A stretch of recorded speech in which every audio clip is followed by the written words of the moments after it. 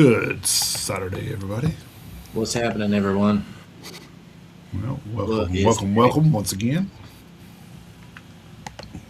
Uh, we uh, Yes. we are supposed to have a guest. We are supposed to have a guest today. Maybe running a little late here. They did have he said a presentation, but I'm guessing me and Chris was talking about this off air. That may mean they did like an album release party or Yeah. something. So they did do a show last night. So he may be a little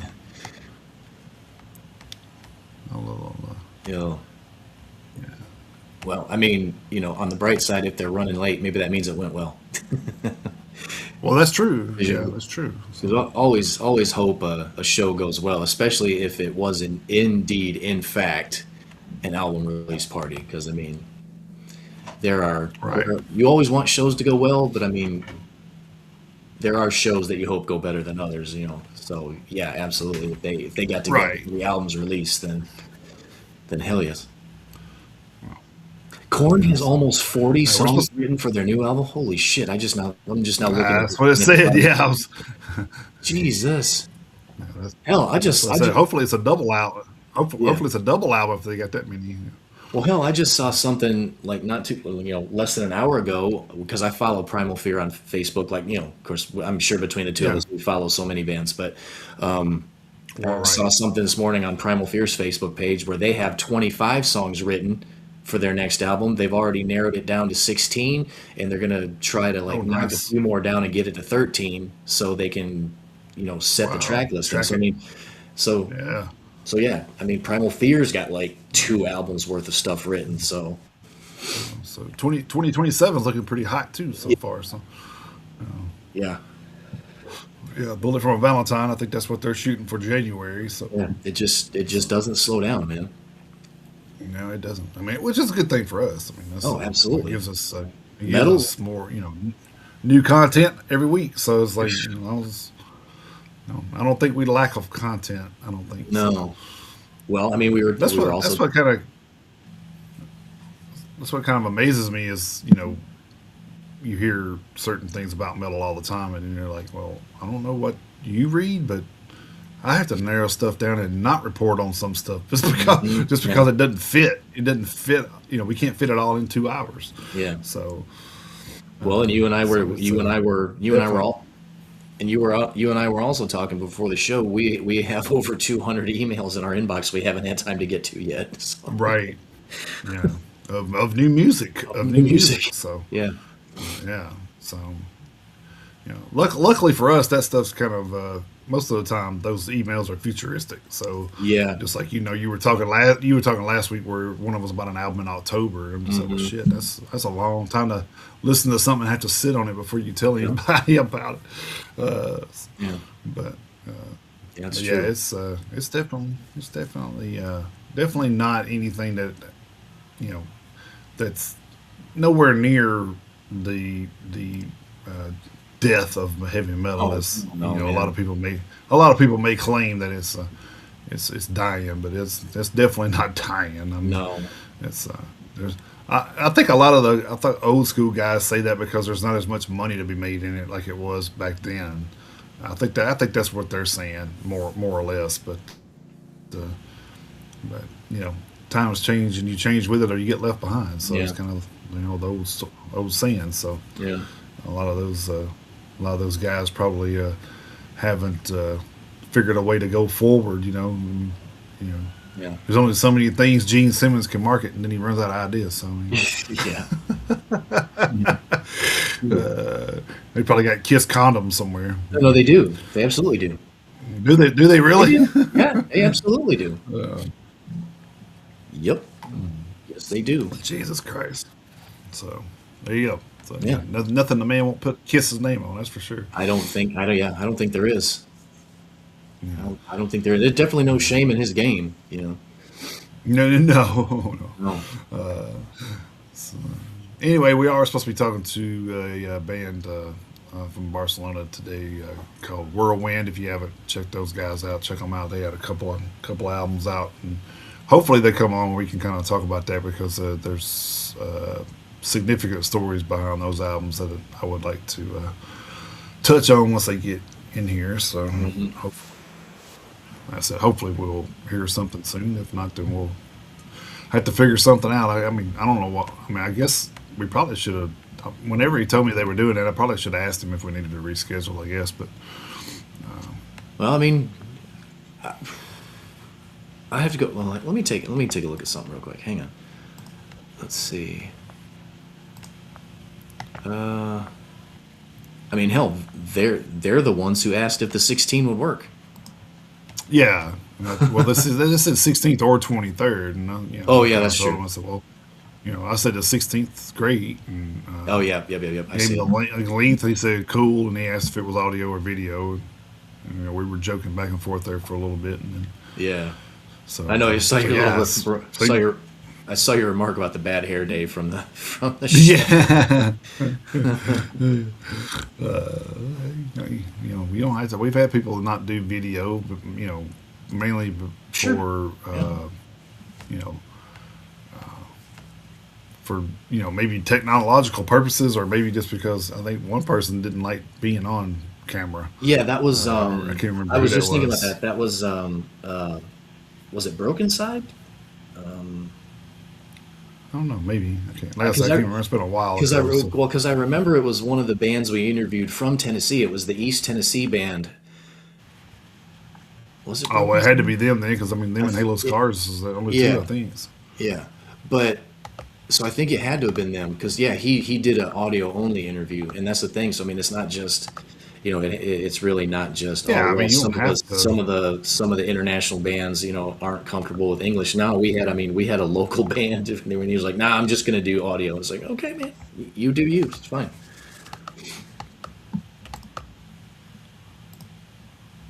Well, the funny thing is in the email There it is. in the email chain he said that he acknowledged that 11 a.m. Eastern time is 6 o'clock their time. So I mean, hell, it is early evening over there. Yeah, So it's in the evening. Yeah. So, yeah.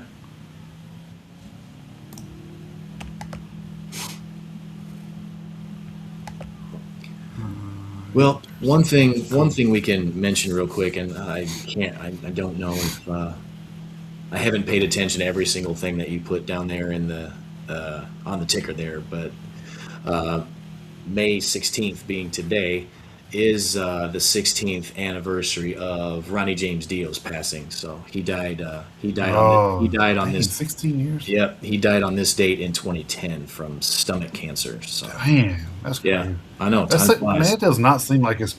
Yeah, it does not seem like it's been that long for sure. No, That's crazy. I mean between that and it being more than 20 years since Dimebag got killed. I mean it's just crazy. Like Oh, that's true too. where Yeah. where the time goes. It's nuts. Yeah. What was that? 04? Yeah, 2004. Yeah. Jesus, that's crazy. Yeah, that is wild, dude. Yeah, it is. Well, hell, Vinny. I think Vinny died in what 16?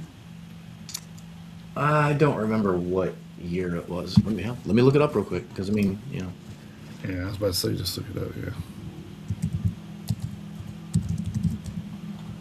yeah, let's see. I can't remember what year it was that he passed away. 2018. 18. I thought it was 16 or 18. I couldn't remember which, Yeah, but it and still doesn't seem like it's been. It doesn't seem like it's been 8 years. I mean, that's still kind of crazy.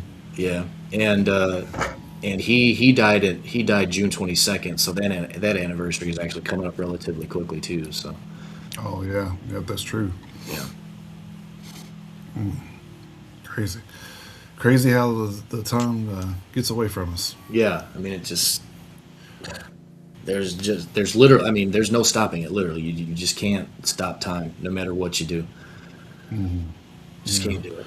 I know. It's like just to kind of talk a little bit about new stuff. I don't know if you listened to the new Anthrax yet, or I have any did. thoughts about that. I Or did. I listened to it yesterday. I'm actually pretty impressed. yeah, I mean, it kind of sounded like kind of fell in line with For All Kings a little bit. I think Yeah, so. It's kind of keeping uh, that sound going forward. So it's not nothing, you know, not yeah, nothing crazy changing from their sound. So I mean, Yeah, that's which I didn't expect it to. Honestly, I mean, Anthrax is Anthrax. They're gonna yeah. they're gonna do their thing. Which I thought something was interesting is Armored Saints also coming out with new music Oh this yeah, year. So I said, they man, are. how cool would that be to get an I Armored mean, Saint and Anthrax tour, dude? Like, and come then on. John Bush get to do some stuff. Get to do some stuff with Anthrax. That would I be mean, pretty fucking awesome. come on, man. It's almost too perfect. The timing of it, it's almost too Yeah, good. right. And they have seen, Anthrax have done some John Bush era songs live. So I mean, it's pretty. They're all pretty cool with each other. I think so. Yeah, And I think they've been in talk to actually do some stuff where they're you know do a set with John doing that era of music and yeah, Joey doing his era of Anthrax. So yeah. I mean, you could. I mean, even if that'd be kind of cool just to let them tour, just to let them tour it and have John come out and do a couple songs from that era or something with Anthrax at some point. Just, even with Joey, I mean, it ain't got to be just him. I mean, it could be with him and Joey both doing them. I mean, yeah, yeah, because I mean, that'd be pretty cool.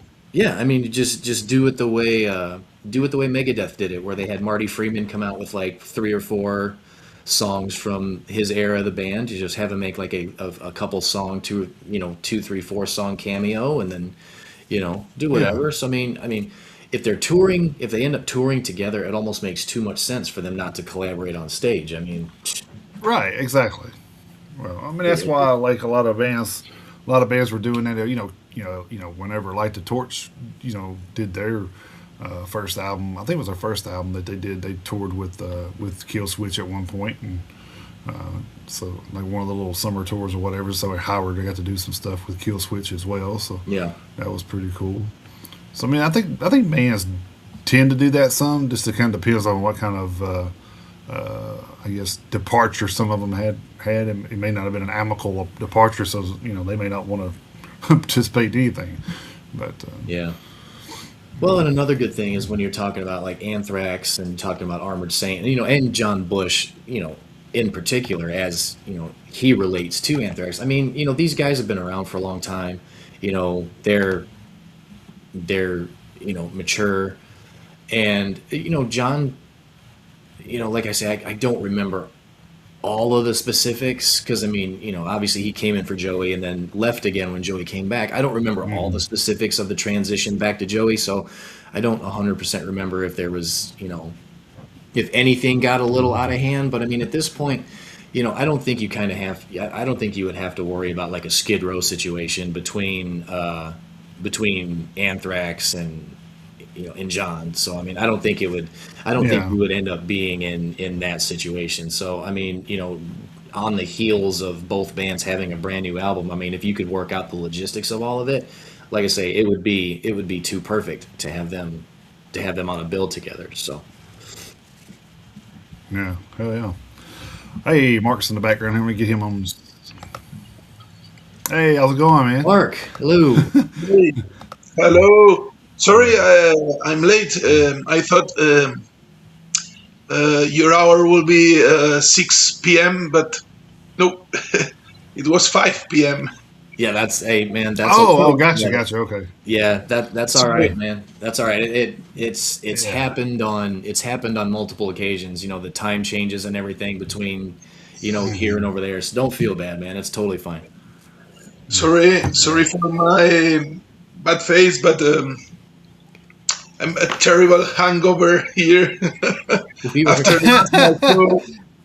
After last night show, uh, but here I am. Yeah. Well, hey, we appreciate you still coming on. I mean, that's yeah. that's a big. I guess I don't know how I would say that, but it's a big. I guess compliment toward you as a person to be able to do that because. I mean, I'd still be in bed. I ain't gonna lie. I mean, of course, you know, I'm not used to that kind of lifestyle anymore either. So it's kind Yeah. of So, a six how are pack probably you? put me in the. We're great, great, yeah. So Yeah. how was the so was it an album release party that you did or Oh, what was no, it just a was regular show or amazing. It was our premiere show here in Barcelona presenting our new songs, and it was a fucking blast. It was really, really, really Oh yeah. great. Yeah, Yeah. So I'm guessing great turnout then. So yeah. So so well, when will Whirlwind on United States? Oh hell, that's a great yeah. question. When is Whirlwind going to come to United Yeah. States? Ah, yeah, yeah, yeah, yeah. Yeah. So Yeah. you We must do something about yep. it. Right. Yeah. Yeah. Well, they got to bring the cost of some things down. I think before a lot of European bands can get over here. I think that's the thing that holds a lot of bands up I mean, yeah, is the cost from. Yeah. So it's a little. I'm getting. Yeah, I don't know. Like it's funny to me. Like I've seen him smoking and all this. I'm getting like Lemmy Kilmister vibes, I big won't do time, it. man. It's cool. It's just this one. Yeah. Well, I think the thing that really like caught my attention with you guys was the albums, the two albums you guys put out, and and their significant dates. I think to Barcelona or Spain in general.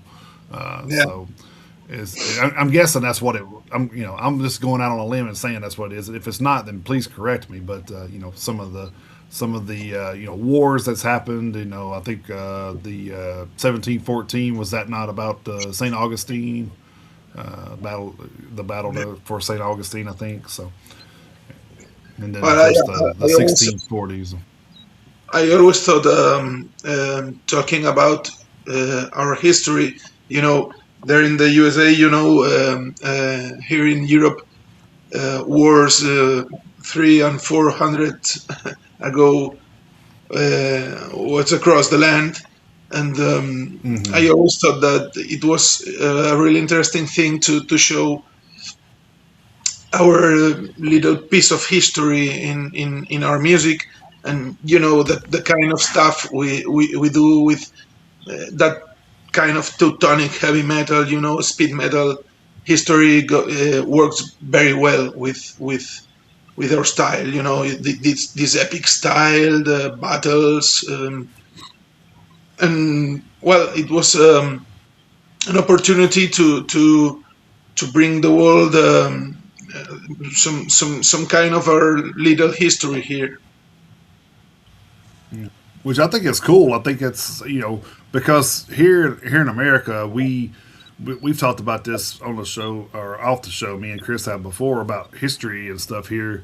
How like when we went to school, it was a lot different than even when our kids went to school. There was stuff that they didn't learn that we did, yeah. and I think that's kind of the thing is they're starting to cut out parts of older history, and I don't think that's a good thing. I think that No. everybody needs to be aware of those older things that happened. I mean, other than the Civil War, there's not really much talked about here, past the I know, I know, 1700s. I So, know. Well, Europeans brought war to America, so so it was a great stuff also to speak about it. Yeah, yeah, I know American stuff, and yeah, yeah, I know some bands played and talk about Civil War, of course, Declaration Day, Yeah. but. right, hell yeah. But Yeah. sometimes it feels like here in Europe there's only Vikings, you know, Yeah. and maybe England words and Scottish, and well, it was an opportunity to say, hey, here we have also so important battles, and and really at the end of it, the most important thing is music and heavy metal. We're a heavy metal band. We're not history teachers, but but I realized that at my point I'm nearly 50 years. So Hmm. what can I talk about? Sex, drugs, and rock and roll. It's boring. It's boring. So I really thought talking about our little piece of history here in Barcelona could be interesting. I actually find the subject interesting in general. History. I do love history, but Right. the fact that and the education system over here in America is not great. It's definitely not as good as it was when Jason and I were in school, because we're right around the 50 years old range too. Jason is, and I'm coming up on it. But we had history. We had U.S. history and world history classes when we were in school. But the funny thing is I mean, there's only so much time in a school year, and I had actually never heard of these Catalonian battles until Right. now Yeah. Me listening to either. your guys' music. But so history is always a topic that I've been interested in. But then when you can tie it into something like this, like you said, it works really well together. Just the subject matter and you know how the music correlates in, because battles are intense and up tempo and high energy and everything, and of course heavy metal is the same thing. So the two kind of work together. But being able to tell a story, because of course all songs are a story in general, but to actually be able to do what you guys did, and hey, like you said, hey, this happened over here. Spain is of course an important country over there in Europe, but you know that's the thing is, like you talked about, everyone talks about obviously Germany for obvious reasons, and Yeah, the scan. I was going to tell you that because you say about U.S. education is not as good as it was years ago. I think it happens the same here in Europe because you're talking about Spain, but we are from a very small land Mhm. of Spain that I guess some of us want to be independent, and it's not about the history of Spain. It's a history of a very small corner of Spain Yeah. between a very huge European war. Yeah. Our first albums talk about the same stuff, two different periods, but Right. the same war. And I think it's very interesting this because, well, we're here to talk about heavy metal, but Mhm. we're talking about history. Right. It's very interesting because here in Europe it happens the same. History seems to be like, hey, careful what you talk about, because you talk about the Germans, Hmm. and yes, of course, Europe, Spain also had dictators here, and Mhm. it seems like history here is a very dangerous thing to talk about, because you have the Nazis, you have the Russians, you have the Spanish dictatorship. Nowadays, in the same in the last 18 100 years, so it's not easy to talk about history, Hmm. but I really think history is a really good stuff to talk about when we are playing heavy metal. Yeah.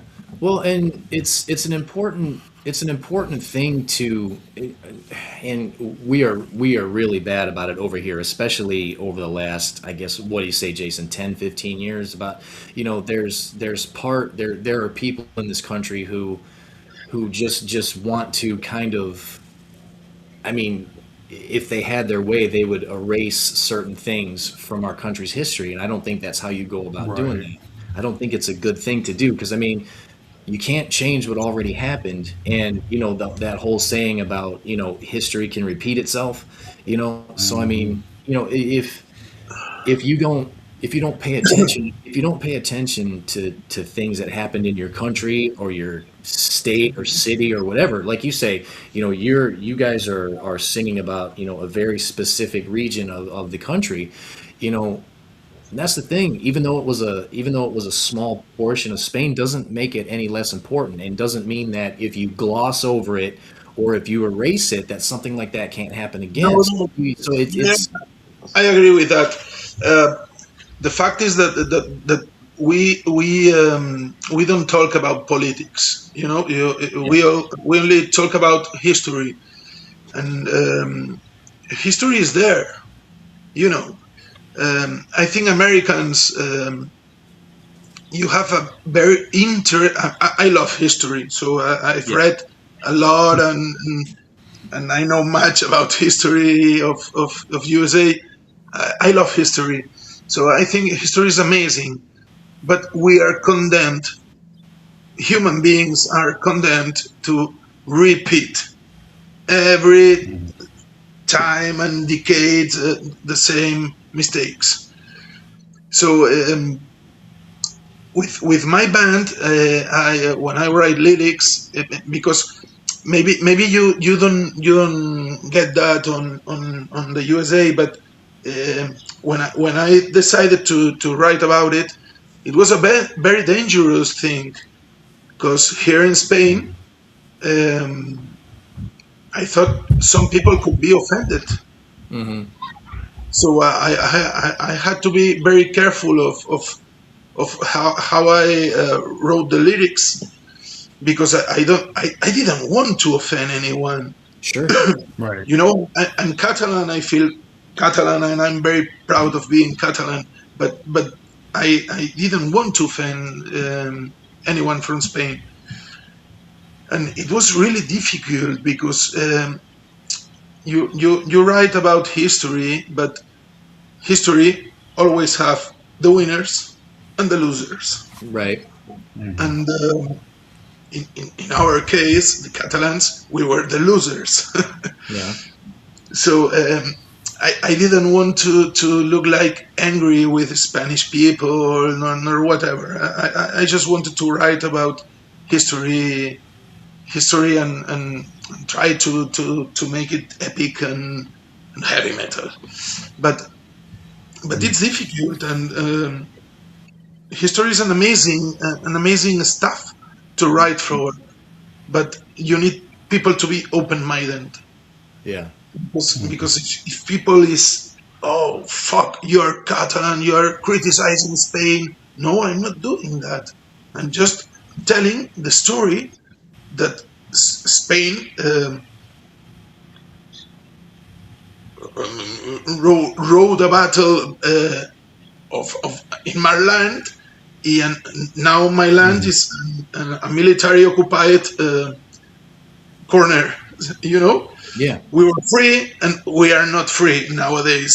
So explaining that in a not offending way, it's really difficult. Yeah, well, But I'm I don't sh- know. I'm sure in the back of your mind you were trying to avoid it coming off as, and not from your perspective, but like you say, when you write stuff, you have to worry about how people are going to take what you wrote. So I'm Perceive it. sure, Yeah. yeah, I'm sure in the back of your mind you were trying to, like you said, you weren't trying to offend anybody, but the whole thing is I'm sure when it comes to writing about something like that, you were trying, you may have been trying to avoid it because you said you don't talk about politics. But the funny thing is, and like I say, it doesn't matter. You pick a subject matter over here, and it can be spun into politics. It can be spun Oh into a God. into a political debate like that. So, when you're talking about something like that that already happened, I mean, That was a risk. That was a risk. But yeah. but So yeah, I think you worry about people going, oh well, he's trying to make a political statement. It's like, dude, this happened. I'm trying to talk about something that happened damn near 400 years ago. I mean, I, yeah, that's all I'm trying to do. Like you said, is tell a story. I mean, I you know, always put an example. Do you like Braveheart? Have you seen the oh film yeah, Braveheart? yeah, Yeah? Oh absolutely, yeah. Oh yeah, yeah. At the end of the movie, when Mel Gibson is ripped off oh yeah, and he screams, "Freedom!" sure, yeah. Do you think English people or people from England, do you really think they like that movie? Because I think they do. Well, That I is mean, that is a great movie. yeah. you know, Well, and a great ending. Well, I can't understand why if an English man says to me, no, no, but the end is awful because that is a fucking movie. It's part of history, and that man screamed freedom. yeah. Well, no one should be offended of that.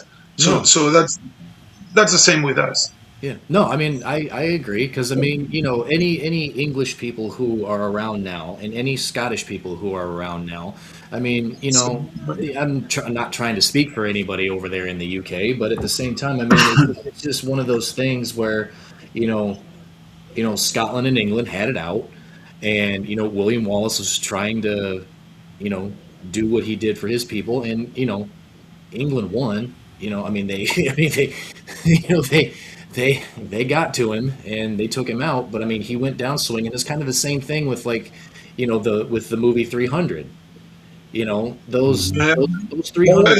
Yeah, yeah. yeah. Those 300 Spartans. I mean they knew they weren't coming back, but that Yeah. wasn't what it was about. It wasn't necessarily about winning because they knew eventually they were just going to get overwhelmed by the sheer numbers. Because I mean, it's a numbers game, and eventually, it's going to catch up with you. So when they went out, they knew they weren't coming back. But what they were is they were a catalyst for what followed.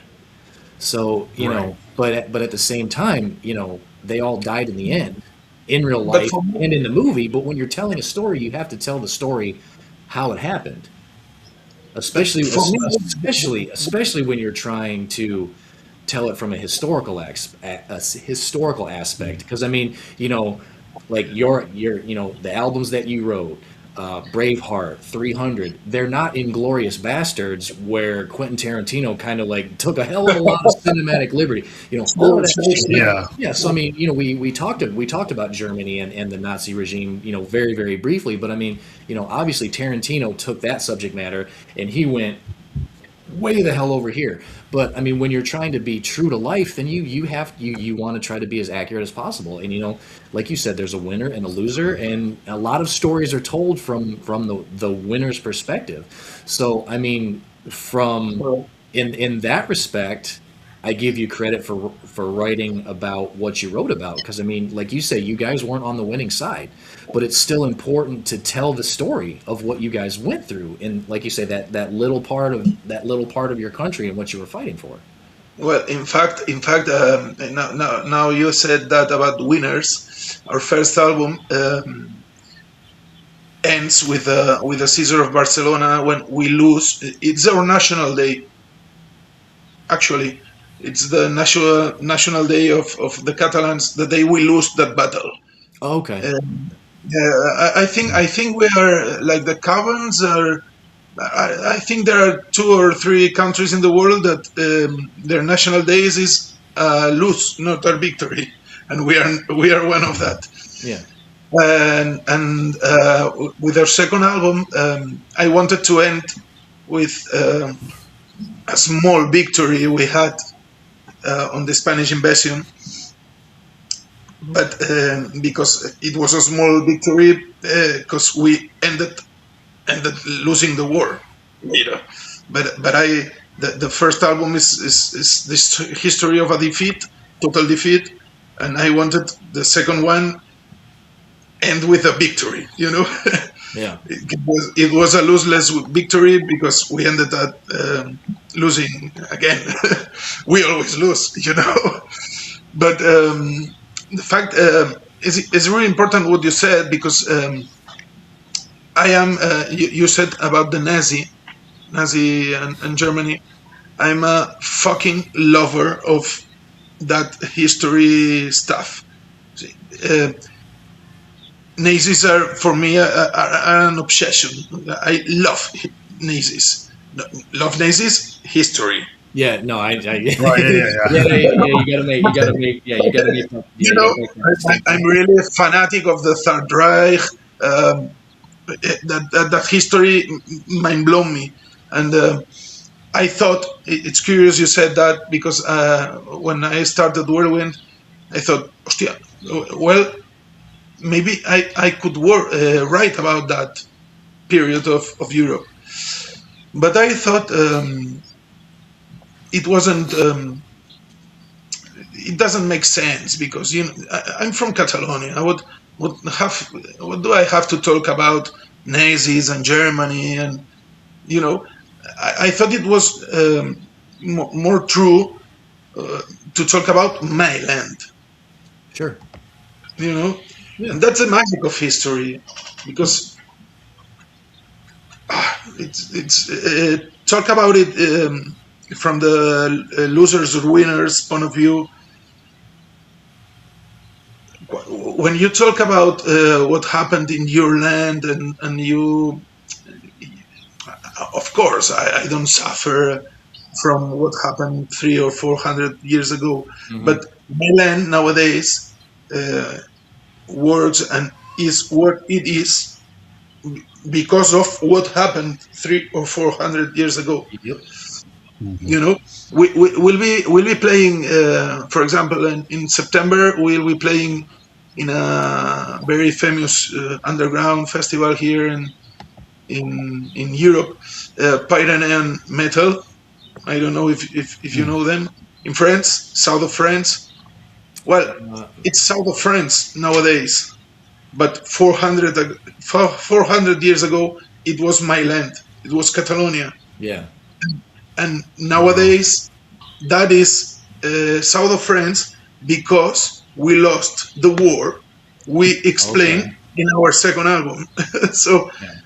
Mhm. history is great. It's great to know it. Yeah. Could. Well, I think with that, with having that mindset of making albums based off of that, you're never going to run out of material. I mean, because it's like there's so much history on it. You could Yeah, make tw- 20, 30 albums and still be talking about something new. Yeah. Yeah. But Hell, like I said, I think look at that's good. Sabaton. So yeah. You know, yeah, but I think that's good in a way that musicians are doing that too, because I think that's an important part of trying to get more people, maybe even younger people, engaged once they realize what all that's Hmm. about, Yep. and maybe it gets younger people engaged, and they'll start researching, and then they'll learn more about all that happened too. So it kind of carries on to where hopefully it doesn't happen again. So I Yeah. mean and not to sound like a football coach right now because I've said this before, but you learn more.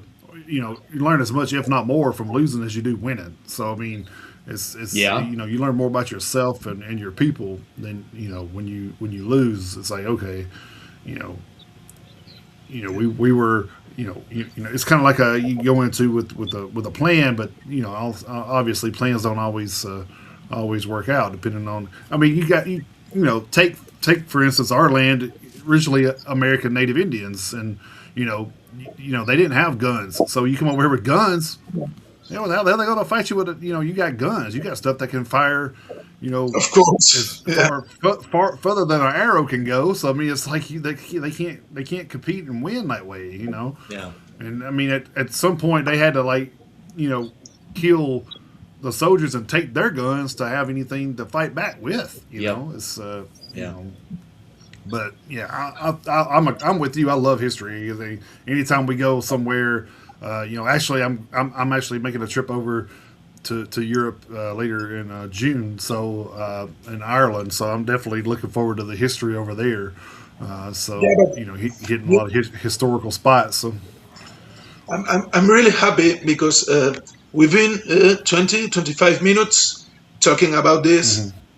So I guess there in the USA, you all know about Scottish and Ireland and Vikings, of course. But if we've been talking 20, 25 minutes about this stuff, it's maybe for me is a win because I've managed to bring out our little corner history. Hmm. And that's what that was my intention. Yeah. Lyrics wise, of course. I repeat, we are not a history band. We Right. are a heavy metal band. But well, maybe we managed to do something interesting for the rest of the world. Well, I think you definitely did something important because, like we said, Right. it may not have been you may not have written albums about World War I, World War II, this these things that are taught, you know, and are relatively common knowledge as far as historical events go, but it doesn't make it any less important. So yeah, I think hell, if you wanna put it from a different perspective, I would say that singing about something like that, like you said, just the the Small conflicts that, problem. yeah, the conflicts that you guys had in your localized little thing are just as important because, like you say, there's no because and we you can even relate it back to Braveheart. It's like, yeah, sure, William Wallace. I Yeah. mean, in the end, he died. But it's like he told his people on the battlefield. It's like, hey, you know what? Yeah, it's like, yeah, if you fight, you might die, and if you go home, you might live. But what kind of life is that going to be? So yeah, if you fight, you might lose and you might die. But I mean, if you're gonna go out, because we're all going out anyway, you may as well go out swinging if you're faced with an enemy like this. So that's the thing is, I mean, you're talking about, you guys had those battles with the Spanish invasion, trying to fight all that off and protect your land, and you weren't successful. But I mean, there at the same time, those people back then, they didn't have anything to be ashamed about. And for you in 2025, 2026 to write these albums talking about what happened, even though in the here and now of what they were going through, it didn't work out, but it still reshaped the region. So I mean, it wasn't one of those things where, oh well, that was completely pointless, because it wasn't. No, no, no, I mean, no. Of yeah, course. yeah, your ancestors didn't die in vain, and it's important that people know that. No, of course, of course. And here in our land, we are really proud of our history. Yeah, But the most important thing was not to politicize that yeah, nowadays. yes, Of course, I like a Catalan can be really amazed by William Wallace, but when the movie, but when you read about the real history of William Wallace, he was a fucking killer. Hmm. he was yeah, he was a fucking Yeah. assassin. yeah, And and that's the point of reading history. Like, okay, Scots are really proud of William Wallace. I am proud of William Wallace hmm, because I feel very close to him, and the fights between Catalans and Spanish. But we are here. We are not talking about killers and losers.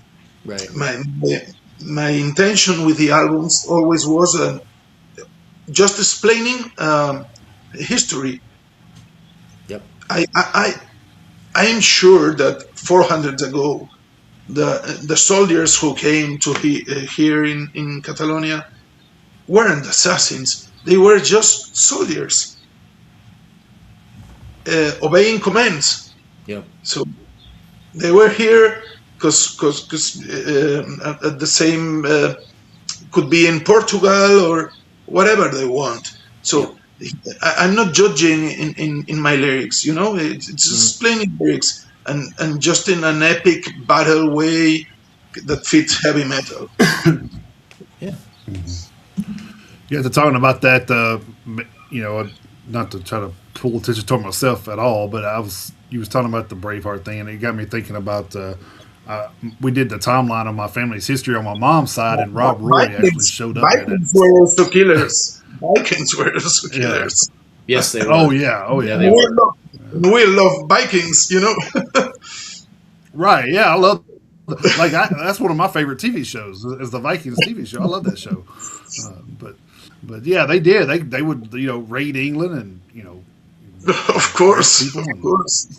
steal shit and yeah, so Oh, and kill they people. Yeah. So and it yeah, was, they were they were pretty indiscriminate because I mean they showed up on a Oh shoreline and yeah, they were like, hey, that's not one of Of our course. people. Take them out. Didn't matter. They yeah, would they would raid churches. They would kill priests. I mean, yeah, they would mow down anybody. Yeah. yeah. They felt like they landed on that shore. It's theirs now. So That's the way they looked at it. Yeah, absolutely the way they looked at it. yeah. So So, so so kind of did you tell like us the about like the album? name. Oh, I love the album. I love Yeah, both the albums. yeah. Even going down and looking through like when you go down and look at the list of it, you can tell. You kind of kept a theme going. So it was just by the names of the songs. So yeah, and it took me a minute to realize that, but after I listened to it a couple times, I was like, oh wait a minute, these songs actually make sense now that I'm Yeah. listening to them in order. And just like, oh, this is definitely telling a story that you can kind of imagine. I go back to what you're saying. Is I think if somebody's listening to this, they can definitely feel themselves in a movie. I think listen to these tracks and be like imagining themselves Uh-oh. in Hey, the movie. we lost him. Oh, he went off. He went off We on us. lost him. We lost him. Oh, oh, there he is. There he is. It caught up with itself. There you go. All right. Oh, you going too fast? Jason, are you here? Am I going faster than the speed of Evie Mux? Yeah, apparently. Yeah. Oh, I got you. Okay. The Well, I was saying, I think The AI couldn't keep up. I couldn't keep up. Yeah, I think that listening to the album, I think people can say, hey, I can imagine myself in a movie, by listening to this song because it kind of puts you in. It kind of puts you into an imaginative place, and I think that's great about music. Is it's an imaginative process, of course, because you're having to have a good imagination sometimes to write music. I know I've written some lyrics that are pretty wild, so I can't play anything, but I wrote stuff. But just to hear stuff like this is amazing to me because I feel like I can relate to it once I've realized what's going on. I guess is what I'm trying to say. Um, Yeah, but yeah, I think both. some people say it's kind of immersive stuff, It is. Yeah, I think it is. Oh yeah, yeah, I can Yeah, see I And, think that. it and is.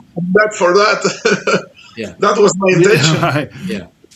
And Yeah, and and to yeah, to and to kind of pick up on what Jason said because I think he's right because I mean the album definitely has a flow to it and I like that because not only are you telling your story in general but you also have it set up to where it's like all right well because you got the intro so it's like all right here it is picture it 1640 and then it just picks up and it tells the story from beginning to end and it seems like it might seem like a small thing or it may seem like a well no shit why would you not tell a story from beginning to end but you would be surprised on and I'm sure you've seen it Mark but I mean not every album has a track listing that makes sense so I mean you would think you'd be like all right well you're telling a story start at the beginning end at the end but I mean it's not always that cut and dry but I mean you were cognizant of that. You're like, all right, we're going to start here in 1640, and like you said, you wanted to end with the tale of the victory, however small it may have been, So, which, by the way, I do appreciate how long the last track was, and oh yeah, how it felt like a story within a story, because I do like kind of like how am I going to put this? I do kind of like how it ended up being a separate part of the whole story. So I kind Yeah. of I liked the feel I got from that. We played it last night, and it was a fucking blast, man, fucking blast. It was the last song was some kind of epic moment, well, one of the best moments in my life. Playing for the first time on stage was absolutely amazing. Thank you very much for that you said, but do you know, it's not very fashionable what I'm going to say, but yeah, I know. Um, but for me, the secret is that I, I, I think that making an album, a metal album nowadays, it's useless. There is no sense of making an album nowadays, and the effort behind an album. So I just do it for hobby. I don't have any expectations. I never did this expecting anything. So when you see that you put your efforts on making something honest, and you have a guy from USA there in the screen telling me that things. Honestly, I'm amazed, and I just can't say thank you, dude, because Well, there were no expectations behind it, and I just tried to do what I'd we like to hear from another band, you know. Yeah. Uh, mhm. for me, it's really magic what you said. You, thank you. You're Yeah. welcome. Well, And well, and just to say this is sometimes we do things not wanting or expecting a return, but sometimes we get a return anyway. So hopefully, maybe this is a case where you not expecting much, but it may turn into something bigger. So yeah. I mean, we hope so. Hopefully that turns into It where might turn. you're playing. It might turn, So but I never did it for this, you know. And right, right. if ever it turned something bigger, I'm sure I'll keep on working the same way I do. You know, Right. I just need. I always say that the world doesn't need Whirlwind, and not every band in the last 20 years. You know, the world has Iron Maiden, Judas Priest, AC/DC, Motorhead. So who needs Whirlwind? Just that people that want real stuff, and that's what I want to do. Something from my heart, and something honest. And that is not that is not something that you find nowadays on music. People expect something. I don't. Yeah. You know. Well, that's like we can relate to what you're saying because we started this thing with no expectations of it even turning into what it is now. I mean, Yeah. it's gotten bigger than we thought it would ever be in 5 years. We're going on 6 years, and it's bigger than we ever thought it would be. We didn't think we would be talking to bands from around the world. 5 6 years in, we thought this was going to be something that would take a lot of time, but luckily, you know, after a couple of years, we've gotten to know bands and met a few bands that have been on the show, so it's been pretty awesome to do that. So it's turning into something even more than what we're not making any money off of it, of course. No. But I mean, it's not what we did. We didn't do it We to make don't. money. We don't. We didn't do this. We didn't. Yeah, we didn't do this to make money either. We did this to for awareness. Because everybody knows the Metallicas, the Megadeths, the Iron Maidens, the Judas Priest, all those bands you named. But I think bands like Whirlwind and a lot of the other bands that we've interviewed in the past, they need to be out there so people can realize, hey, there's more music than just what what's mainstream is throwing in your face. Hmm. And I think Yeah, that's but amazing to me.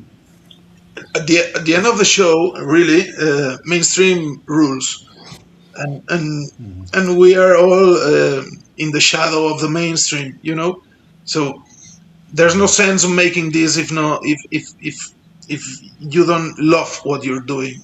That's the most important thing. Right. Yeah. You Yeah. Yeah. know, Yeah. That's I the have thing. two The thing. kids. I have two kids. I work every day to pay my bills. I don't make any money on Whirlwind and my other bands. So we are doing this on passion.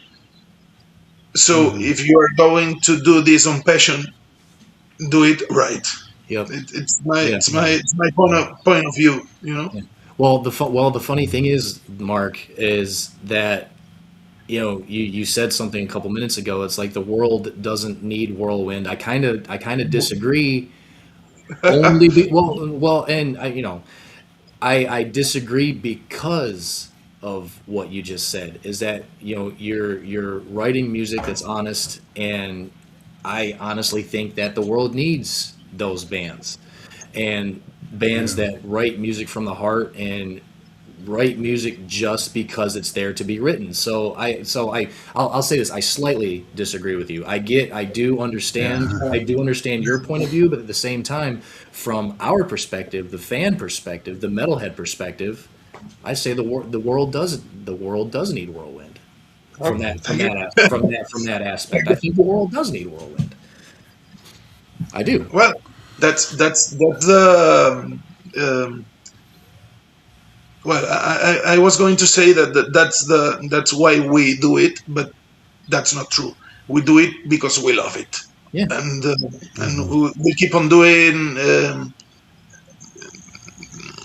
useless of people things, but when you listen things like you tell me, that's some kind of fuel to go on, you know. Yeah. But we really only do this because of our own. We do this because we love it. So if Hmm. people, you said about, well, I talked about Maiden and that. You know, yesterday the new movie film from Maiden was premiere Hmm. worldwide Yeah. Hmm. in cinemas. You can't imagine how many people told me, yeah, yeah, oh yeah, I know, you play, yeah, yeah, I want to come, but I want to go to the cinema to see Maiden. So at the end of the show, mainstream rules. That is true. Yeah, it does. But at the same time, it's kind of a small example of what metal has kind of always been. Metal has kind of always been like you said earlier in the show, in the shadow of the mainstream. That's kind of what I think makes it special. So I know at the end of the day, like Iron Maiden is probably going to win out, and Judas Priest and Metallica are going to win out, but that's also, like Jason said, why we do what we do. We do this mainly because we love it, but at the same time because we also know that there are bands like Whirlwind that people do need to know. So Yeah, in our own way, in our own, I guess, losing battle against the mainstream. I mean, Yeah. that we're trying to fight the good fight to make sure that people are aware of a band who is just trying to uh, put an album out, trying to sing about the like you said, the epic struggle that they went through to make Hmm. sure that their land didn't get overrun. Ultimately, it did, but hey, they made sure that they took a bunch of people with them when they went down.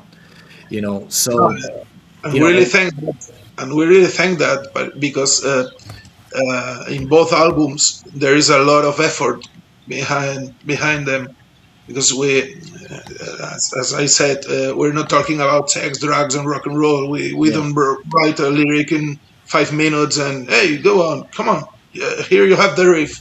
No, no, there's a lot of effort uh, behind those two albums. So I'm really glad, uh, so far away from my land, there are at least two people appreciating that. yeah. Well, it's an ironic thing because we are geographically so far apart. So it's a demonstration of how big and how small the world has gotten at the same time. So I mean, we are able to. and hell, we've said it many a times with the bands that have come on. Jason and I, we live in the same town. We live like 3 miles from each other, so that's not really that big of a deal. Hell, I could walk to his house in 20 minutes, but I mean, here you are, you're all the way over there in Spain, and then we might as well be in the same room. Well, So it's so strange how big and small the world has become at the same time. I live nearly two hours driving from the rest of the band, so Okay. Oh wow. there's a lot of effort. I said it was a lot Yeah. of effort behind that band. Every week we rehearse, and I have to drive nearly 2 hours there and 2 hours back from my home. Oof. Yeah. So, but But people doesn't really appreciate that. People, it's not used to appreciate this kind of effort. Yeah. People think it is just the sex, drugs, and rock and roll part. Yeah. I mean, it's well, yeah. yeah. It's not just Well, we, 4 or well, 5 we, guys, well, we, whatever, getting up on a stage and be like, all right, here's our music. We hope you enjoy. And we'll see it. There's so much more that goes into it. Yeah, well, I we think talked we're about this before. rock stars. Well, I slept 3 hours because I have two really young kids in my home, Oh and yeah. I slept 2 or 3 hours last night, and I was fuck. I don't know how to say it in English, but you know, uh, cleaning their shit in the morning. Oh and, yeah. and No, no, what, that's what, this is my rock star. yeah. Tonight I play, Hmm. and they see you on stage and think you are some kind of rock star, and no, Then no. you yep. There's more effort Oh behind yeah. that. Yep. Then you got to go home to Well, dirty. Then you go home to dirty diapers. and that's another reason why we do the show too, is to make people realize that hey, everybody you see on stage doesn't live a rock star life where that's all they do for a living.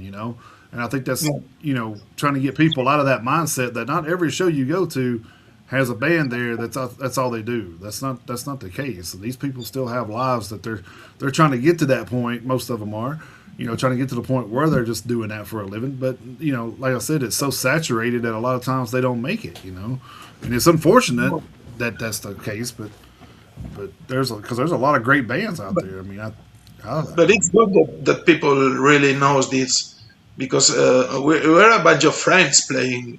So we do this because we have fun and we stick together. And this morning after the show, I slept on the drummer's home, and and early in the morning we said, "Wait, dude, last night was excellent. uh, we are happy of doing this. We don't earn any money, but we are happy doing this, and that passion. I think it's very necessary on heavy metal nowadays. No expectations, absolutely. just do it this for passion. Iron Maiden started with passion, you know. It's not only Yeah, money. that's This stuff. that's kind of one of the things I was looking at. So, are you the only original member of the band, or is like all the people been in the band since the beginning, or No, it's my own project. I okay, did. I have always played on extreme metal bands, black thrash and death metal, and I wanted to do a heavy metal classic album. It's like something I always wanted to do, and I wrote all the songs of the first album, and took a couple of friends and said, "Hey, why don't you help me to record this?" And they convinced me, and they are the other guitar and drummer, longtime friends, and they convinced me to bring that on stage. So that's when we found a bassist and set the singer to just stick on the band, and we became a real band. So the second album is more like an whole band effort, and there we are. But we are friends. We are also friends. So what's the difference in the production between the first album and the second album? Was there different studios, or what was the case there? Was Same did, place? did you notice a lot of difference? I did, yeah. On the new album, I noticed a lot of difference. Yeah, a lot more crisp sounding. Yeah. It's the same studio, the same producer, and another longtime friend of mine, old fellow from my other band, Corgold Exterminator. He played bass, and I told him, "Fuck, man, what did you do with the second album? Sounds much better." And he said, "I don't know. Maybe you have rehearsed more." That doesn't make any sense, you know. What the hell did you do with the second album? And yeah, I think production wise is a very improvement for the band. Hmm. Yeah. I love that. You know, you're It and was you just can you. It wasn't me. well the funny thing is you can really only do that with friends because you're gonna be like, wow, it sounds a lot better. Right. What did you do different? You're like, well, I don't know, maybe you didn't play like shit this time. You know, so I mean, you can only you can only do that with friends. I love it. But we did the same, exactly the same, but it sounds much better. That's so funny. Oh my god, I love it. That is hilarious.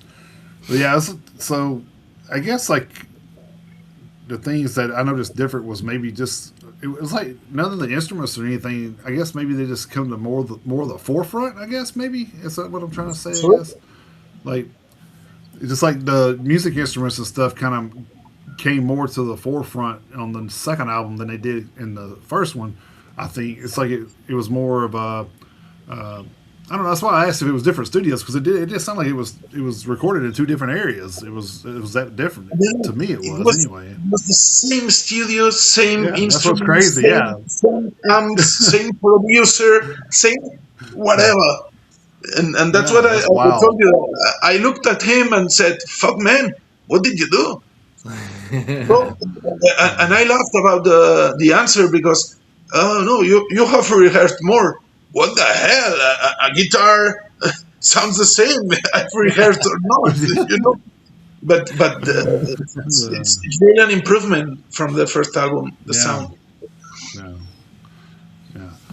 Well, and I think that's the thing every band would wants, going forward is to be, the next album be better than the one you did before, or even if it's just a little bit better. I mean, I think that's the thing is you want to get, you want it to be better. The next one will be better, better, better, and then eventually, you're there where you probably can't go. Well, I don't know. Technology's crazy. You could probably still further it as far as you wanted to, probably, but you don't want to be the band where even like now Metallica's a band where you talk about the Black Album more than you do anything they've ever put out, really. And that, I mean, you don't want to be a band where you're still talking about they're what 10 albums in or something now and you're still talking about the fifth one. It's like Yeah. that's crazy. but but Well, Right. but yeah, that's well, and We'll we we'll never have a black album. But well, well, well. I do mean, you like do you like what black album? Be yes, honest. yeah, well, no, I mean, yes, yes, it's I not do. I it's not do. I like it, but it's not my favorite by no means. But yeah, I liked it. Yeah, I I think it do. was a different approach from them, and Yeah, So it kind so of paid off so, for them. Sometimes it it, didn't pay off, but yeah, it did. so And Metallica did it and fuck the world with that. yeah, well, I mean, Of well, course, yeah, it's not my favorite album, and well, I can be honest. I well, don't yeah, like that. I yeah, don't like that album, but it's an album that I listen to every 4 5 months. I put it and said, "Wow, fuck, man, this sounds amazing." I don't like the songs, but but this is incredible. I know why they fuck the world, like Nirvana's Nevermind, or Guns N' Roses' Appetite from Destruction. You Yeah. know, there are some kind of records that you say, I don't care if I like it or not. They are mind blowing, and Black Album I've is one of them. I've I've I've said the same thing many times on this show about Led Zeppelin. I am not I'm not a That's one of fan them. of Led Zeppelin, but at the same time, I mean you can't downplay what they achieved. You can't downplay their influence. And I actually have a coworker who is the vocalist of, and it's a small band, of course, because if he's a coworker, that means he's not making money.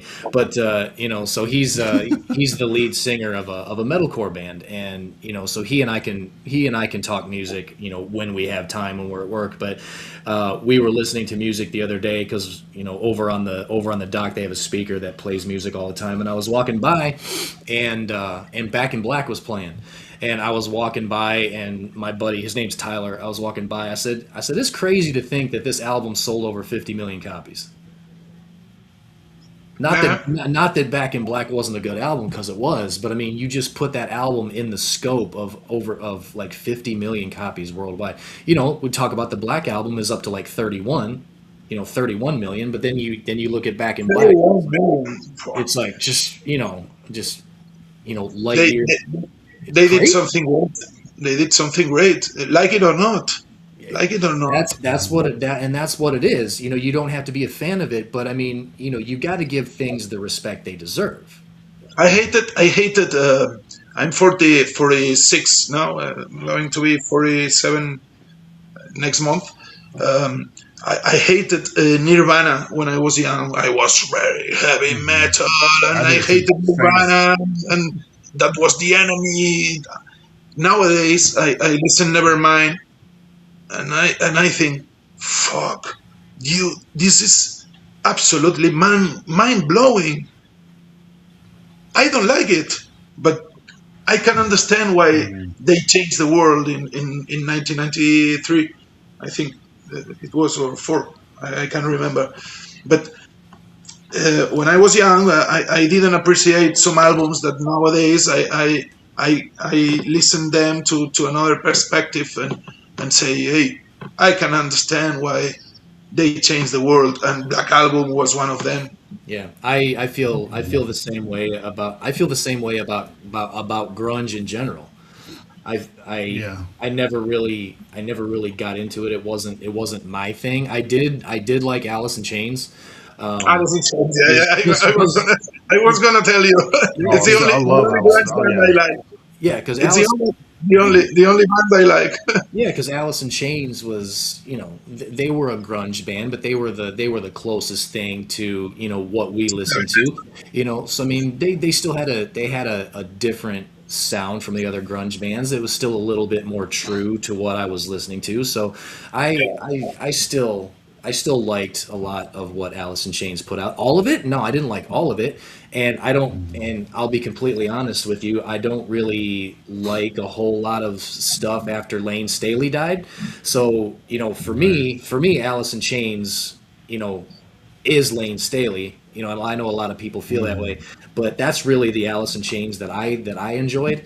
But at the same time, grunge as a movement, you do have to respect what they did. I never really got Nirvana, but I mean, you know, No. it was what it And then was, and that. it was. I think it was something that needed to happen. I think it was Yeah, something. but I Yeah. think it was something that needed back to at the happen. I time, mean, back at the time, they were the enemy of heavy metal. sure. Nowadays, I respect. Well, not nowadays. A lot of years ago, but now I respect them. But back in the days, I was like, fucking grunge. I hate grunge. Fucking Kurt Cobain. And nowadays, I think they really changed the world because they deserve it. They were Yeah. doing things I think better so. than heavy metal bands. Hmm. I think so. Yeah, and I think like that first Soundgarden record was good too, but after that they kind of fell off too. But Yeah, the first one, I liked the first one, but yeah, after that I and was that's kind of like, and From yeah, and Nirvana. Or, Soundgarden. Soundgarden. Yeah. Yeah, yeah. I feel And then the same I way. think and then Pearl Jam was this one I never could like. I never did like Pearl Jam, so I thought they were. I don't know. My So I was girlfriend like, loved. of Well, course. my wife love Pearl Jam. Oh yeah, yeah. Well, it's like you said, like you know, you don't like certain albums. I don't like certain albums. Chris don't like certain albums, but you know, we're probably in the minority because when you look and they sell 50 million records, it's Oh like yeah, you yeah, know, yeah. it's like, so somebody But likes them. So but but again, it doesn't. It's got to be one of those. But it just goes to show you, like Mark, what you were talking about. You you write songs and you write albums, and like I say, we do this podcast. We're doing it for the love of the game. And if people want to come watch the show, and if they want to follow us on social media, they can. It's the same thing. This is the album that you wrote. Of course, both albums. This is the music that we wrote. This is why we wrote it, and we like it. If you like it, great. If you don't like it, it wasn't for you. So that's just the whole thing. And I mean, if you, I think, let me preface that. I think if you get into something, whatever it is, if you get into something trying to make everybody like it or everybody like you, and you don't have the right view of things, because I mean, nobody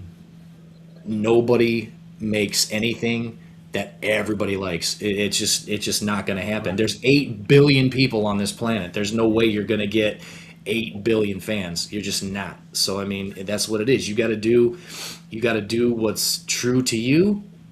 People are going to like what they're going to like, and they're going to Yeah, dislike what they're going to dislike. So I mean, like, I'm really proud. you can't let that I'm, discourage you. I'm really proud of we've managed. This is a small thing we've managed, but because you were talking about social media, and we are completely off social media. We have we have social media, of course, but we're not the kind of the band that every day put a reel on Instagram, and then we're nearly 50.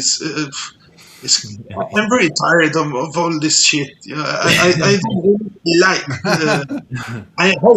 I hate social media. So we're not that kind of the band. So managing some kind of attention from you, for example, from the United States, for us is like a fucking victory, because it's like a victory from the old school. Yeah. We don't take trade, and all these kind of things we did when we were young, but we are on social media, but we are not a very like young bands that really live for the likes. We do our lives, so of course we have some attention over social media, but we don't live for it. So when we manage to get attention from people like you, for us it's like a victory, from the old school victory. Yeah. Well, I right. mean, Well, I mean that's the thing we've kind of been saying on the show since the beginning is, me and Chris both, Chris more than me obviously because he likes a lot of power metal bands, but he, a lot of those bands, European countries, other, all the other countries outside of the U.S.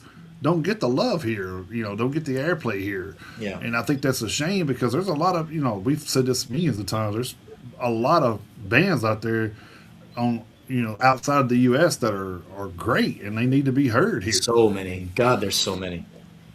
It's Yeah, it's there it's are just it's so many bands in Europe, in Asia, but also in the United States. Nowadays, there are such an amount of amazing bands playing heavy metal. yeah, And it's that's the just thing, like it's been we need all those bands because we talk about the Metallicas, the Iron Maidens, the Judas Priest, and they're not going to be around forever. So I mean, you gotta like look at the younger generation coming up. And we've talked to some bands on here in their 20s and 30s. So I mean, there's hope. I mean, for sure, but don't I want, just don't think that you're ever going to see anybody as big as that because of the way things are now with social media, and like you said, social media and streaming and stuff like that. You're not going to be as big as Metallica back when they were dependent on album sales. So nobody will be. No, nobody will be.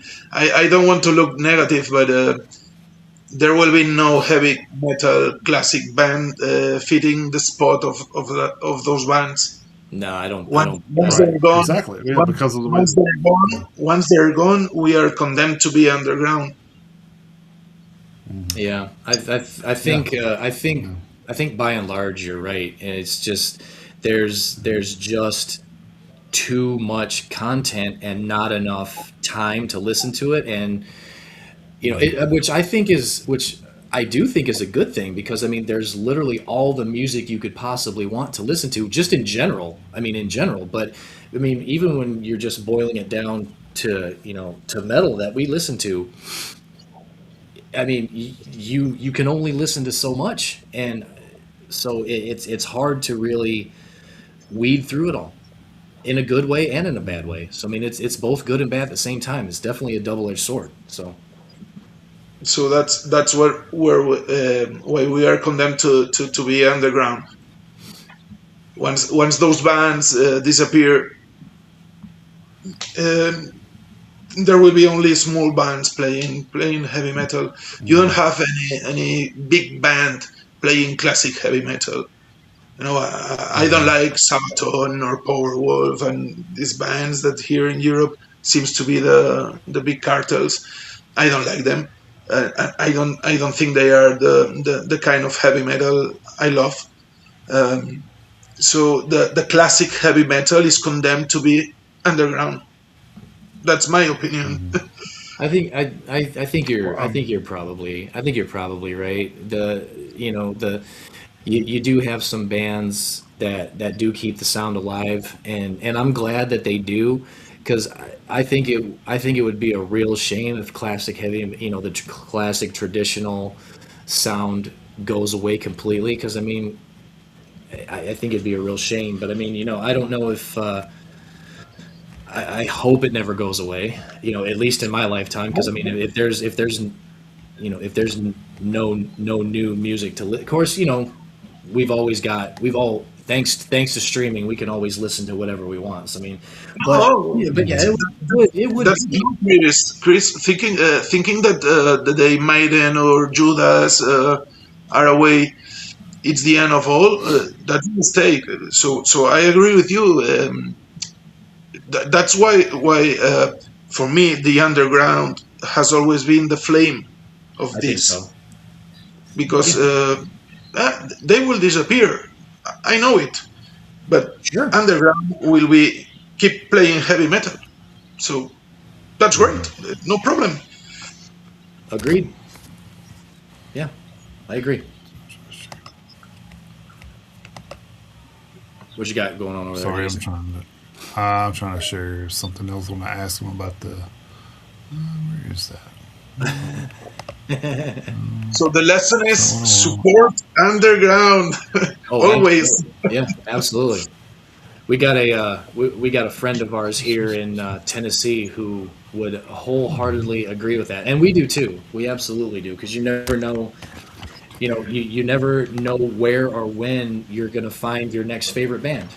It may, they Yeah. may not they may not end up being like the world's favorite band, but I mean, you go to some place and you go to see a show for $10, $12 or something like that, on a Thursday night, a venue that's got maybe 50 people in there.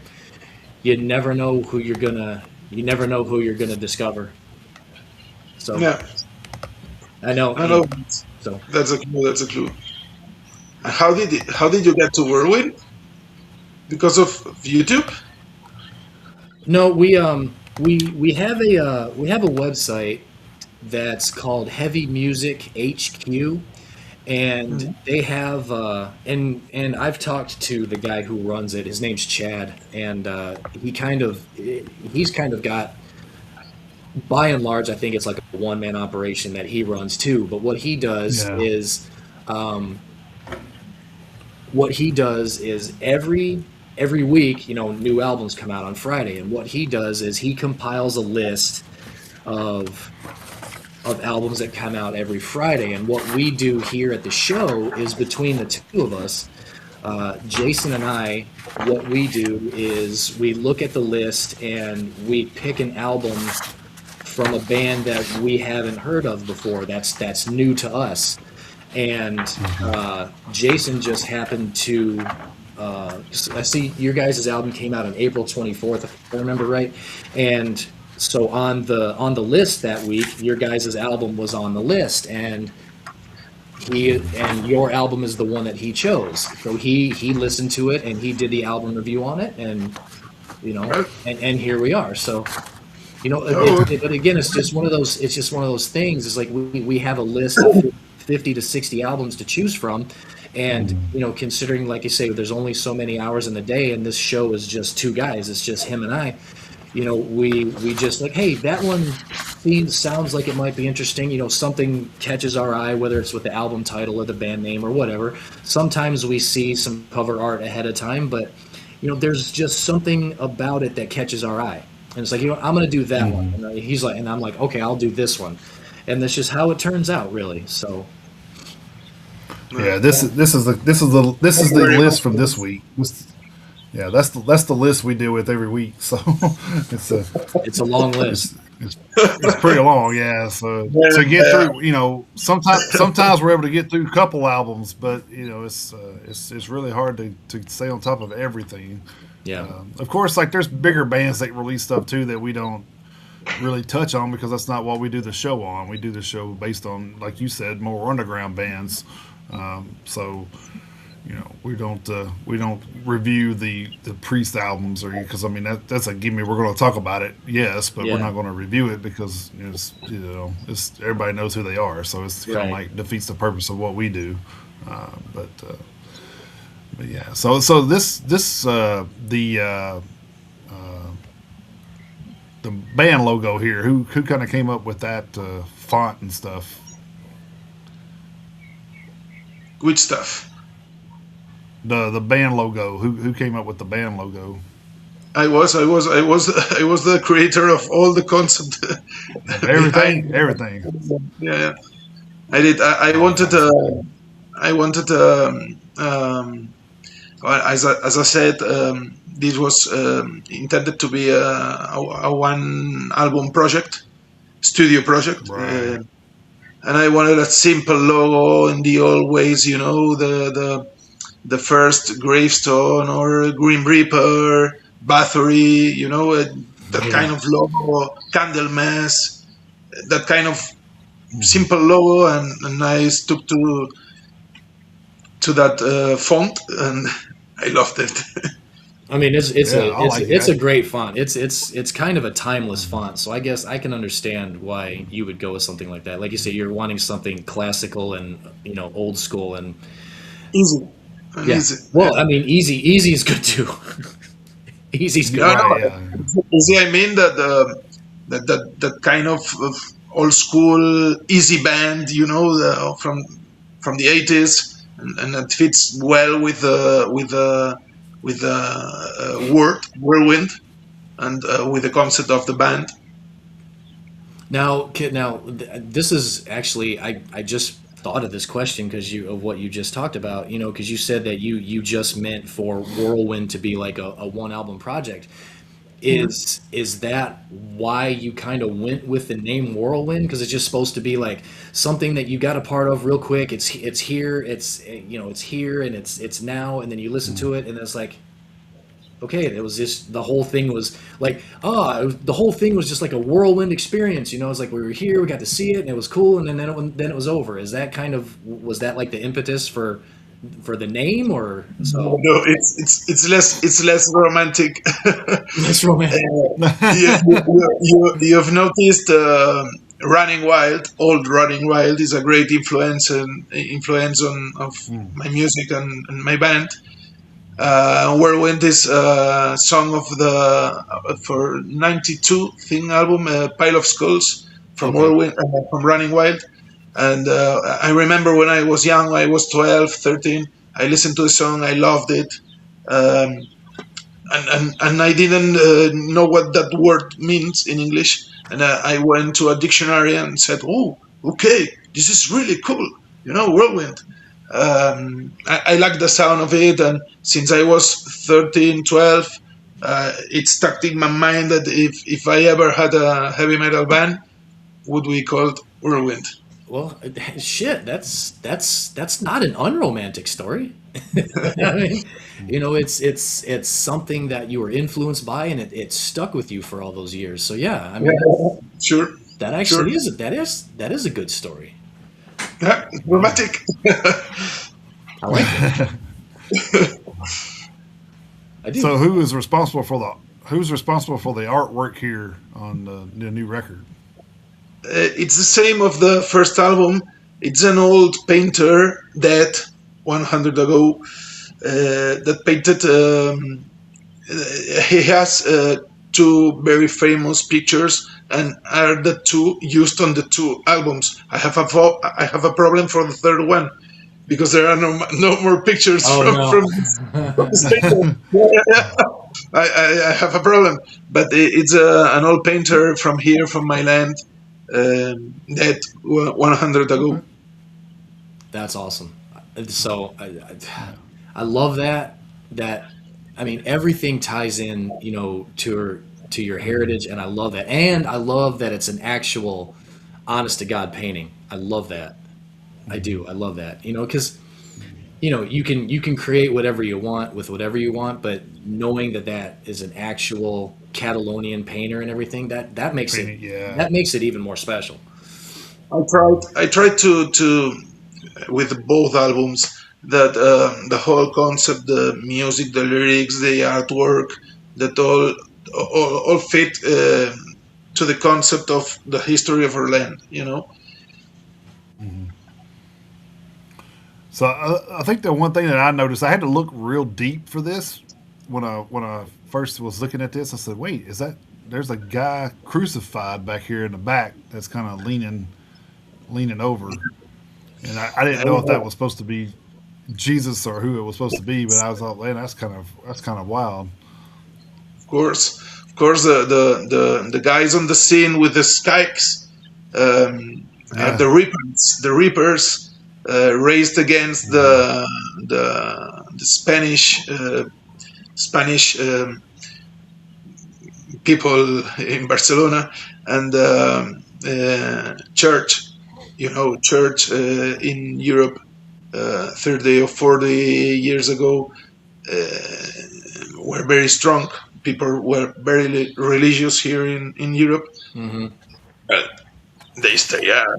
They still are. Yeah. Oh yeah. Some of them still are. Yeah. And yeah, this was a race in Barcelona where they were to the church to kill every Spanish moving people in the city, and church was always in favor of Spain, not from Catalonia. So that's why there is Jesus, Oh, and okay. yeah. Okay. Interesting. So in that instance, it's just a little bit of symbolism of what they were fighting against. I got you. Okay. Right. Right. Right. I got you. Okay. I see. So you mentioned having an issue, moving forward with the next album because of the artwork.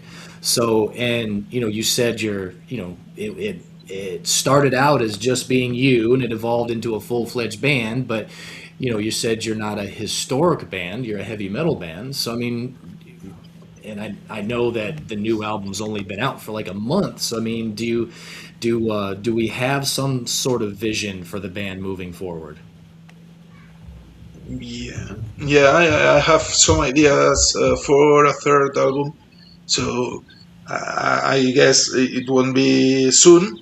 but there will be a third album, of course. Okay, good. All right, good. Because it's So, just sometimes because I know you do have other projects going on, and and like we've said, I don't know how many times during the show today, there's only so much time and only so much you can do. So, just wondered if it was just going to be one of those things where, this was gonna be able to continue to still be a focus of yours, or, if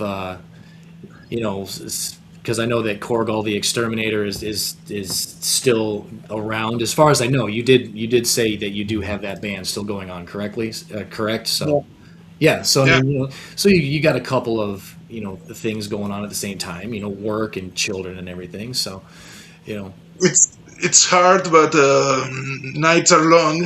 So when family is sleeping, I used to come here and take my guitar and share some ideas with my computer. And so yeah, yes, yeah, there will be a third Whirlwind album, and I'm doing now another Corgold Exterminator album. So it's hard, but Wow. it's what I said before. When you don't do this for money and you do this for passion, you take time, whatever it takes. You know. So is there any more shows that you guys plan on doing for Whirlwind or? Yeah, yeah. We have.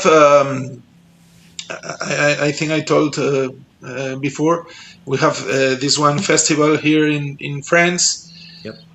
It will be our first show finally outside Spain. Well, that was Nice. Catalonia 400 years ago, but Right. Yeah.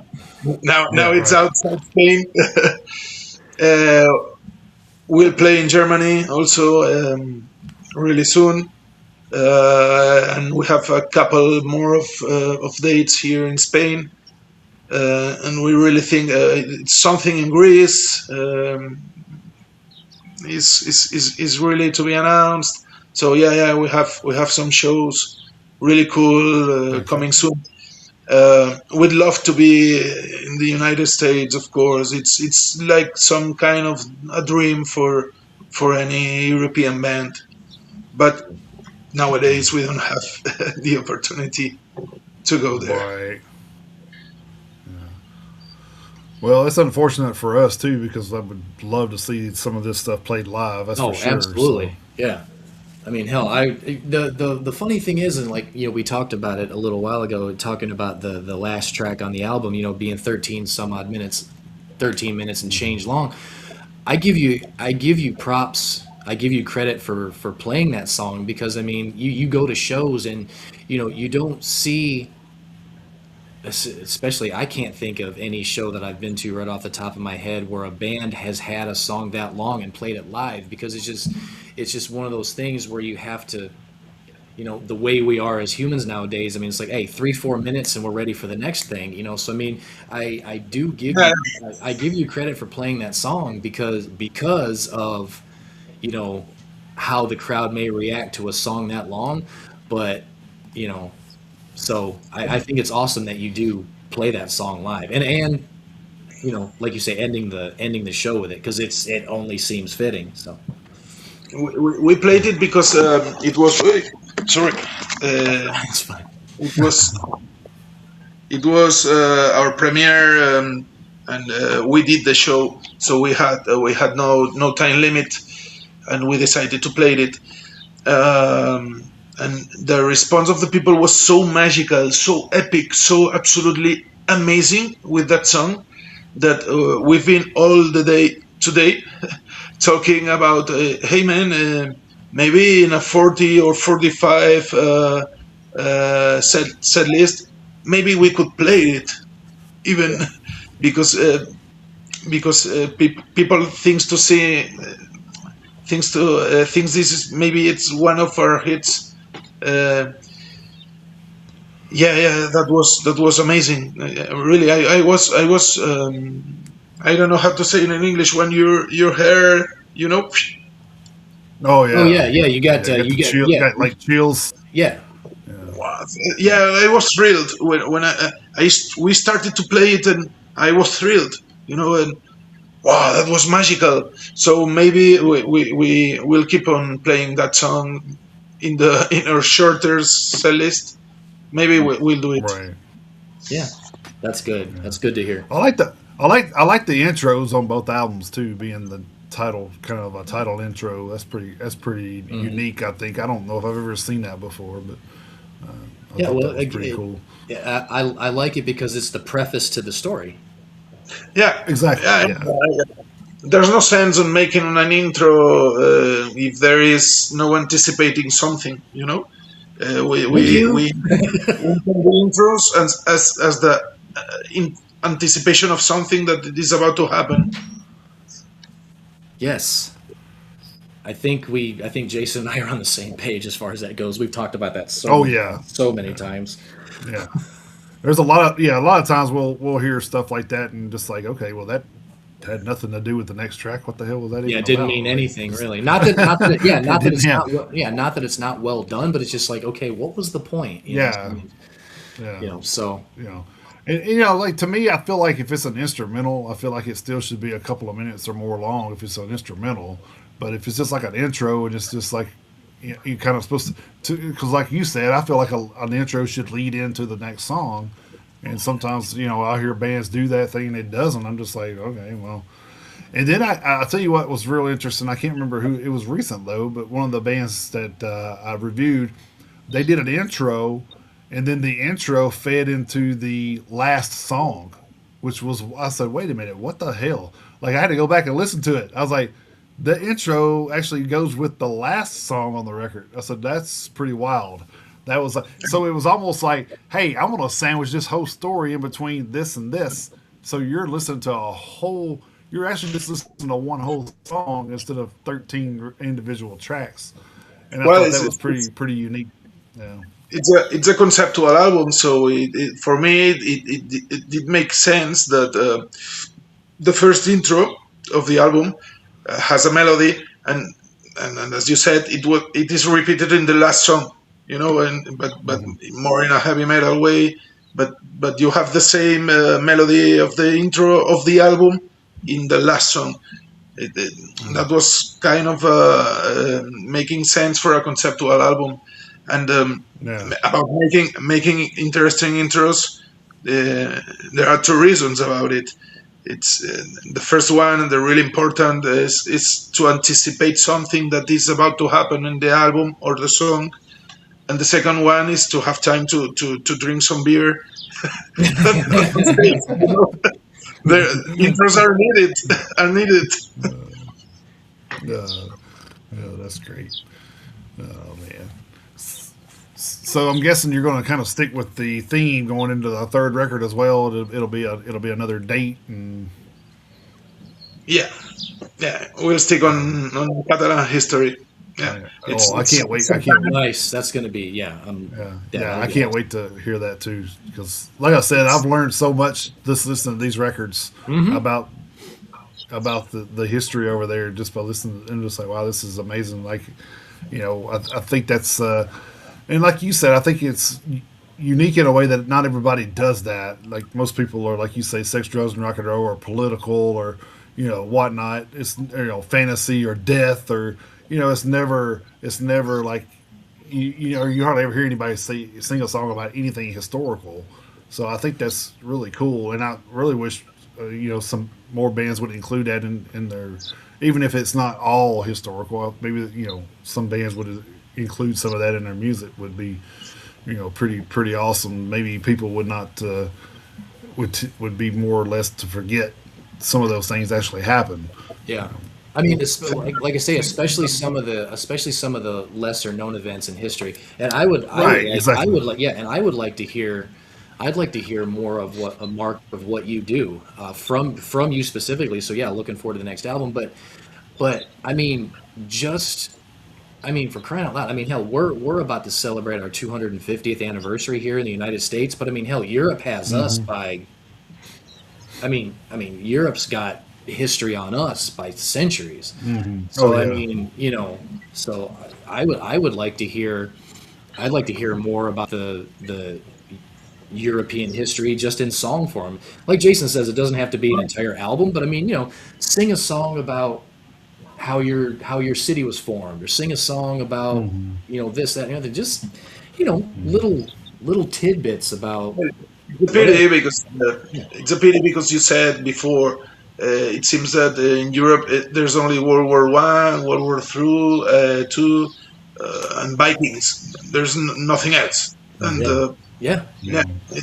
it We, would be yeah. interesting that the bands, other bands from other countries, explain the history of this local scene.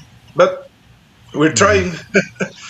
That's all you can do, man. Yeah. That's all you can do. Yeah. So I was curious, so I was looking up a map of where our last week we interviewed a band from Greece, right? Yeah, I think it yeah, was Greece. yeah. Yeah. Greece. So I was wondering. That's like, yeah. So I was like, oh, curious how far Greece is from Barcelona. So I was looking it up, and I was like, so can you? It was like going down a coastline or something, and I was just like, can you drive that or?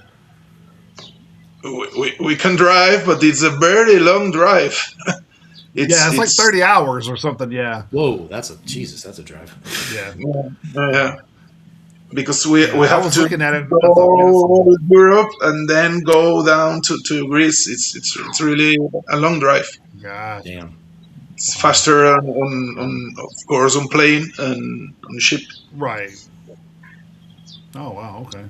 Yeah, I was just noticing that. I was like, wow, that's crazy how it just goes right down the coastline. I was like, man, that's kind of wild. Well, I was wondering you if you have could actually. an amazing band in USA talking about Greek history. Virgin Steel, Yep. Oh you know yeah, them? yeah. Virgin Yep. Steel. Yep. I know Virgin Steel. I I've don't heard of don't those know ones. I, Yeah, I don't know a lot of their stuff, but I do know of them. Yes. They they always talk about Greek history, and it's what I've said before. No? It's an American band talking about Greek history. Well, I love Virgin Steel, but I wanted to talk about our history, not from Greeks. You know. Right. Yeah. Yeah. Well, I mean, it's fair enough because it doesn't get talked about enough. So it makes total right. sense. And like you say, it's a point of pride, which it should be. So Yeah. So, as you guys, excuse me, allergies are getting to me. Do you guys have hard copies of the new record available to buy, or?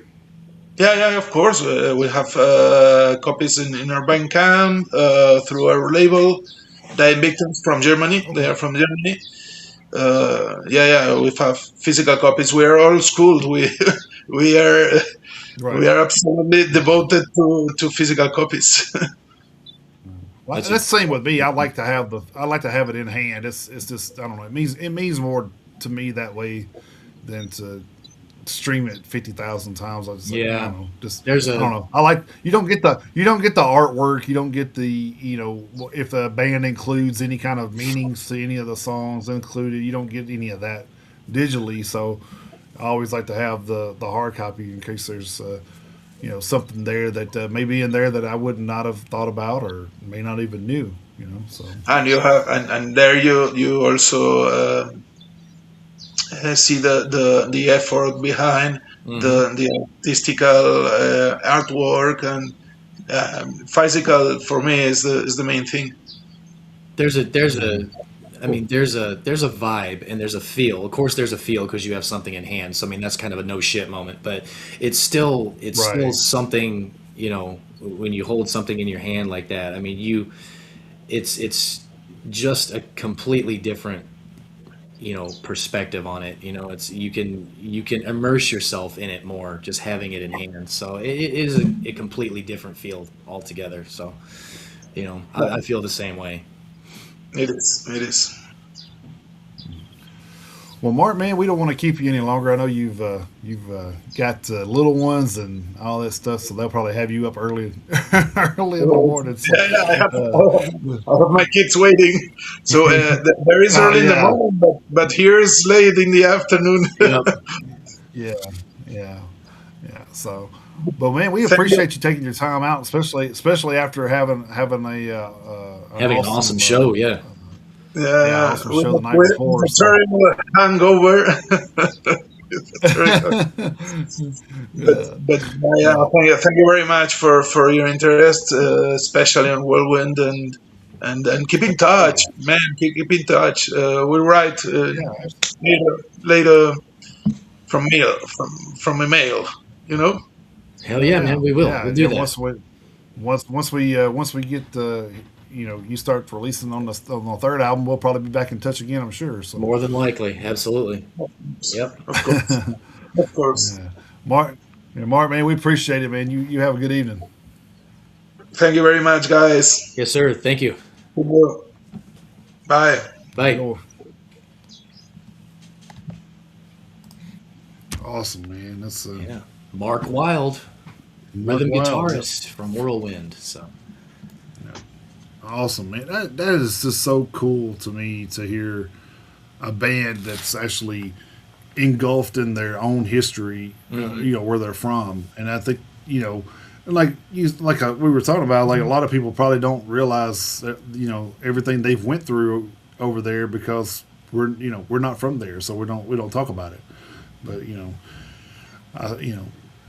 to me, when of course, we grew up in a different time, like we were talking about. But to me, when I hear that Spain or whatever, I always think of the Spanish Armada. That's the first thing I always think of. sure. But Well, yeah. I mean, that but makes yeah, sense. hopefully, I mean, that makes sense because that's something that came up in world history. I mean, it's a big thing. The right? Spanish Armada was literally a big thing. I mean, that damn thing Yeah, was fucking massive. So I mean, but stuff like that. Like a small region trying to hold on to their homeland and everything. I mean, stuff like that doesn't get talked about enough. So I'm glad that he did talk about that. So stuff like that definitely isn't taught, and it's not talked about enough. So yeah. Thanks to Mark for joining us for all that. That was really really cool, and that's Whirlwind's the best thing to come out of Barcelona since the '92 Olympics. So. dream team. Uh, so, I had to get that joke in there at some point. I was like, man, I got to get it in at some point.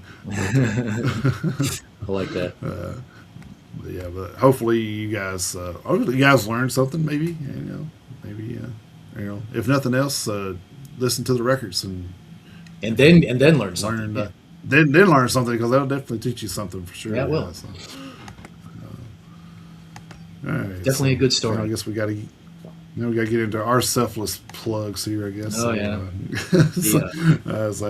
If you don't know and you haven't already checked it out, you can check out our 24/7 live streaming radio station at thefrontrow.net/radio. That is with a capital R in radio, so Yep. don't forget that.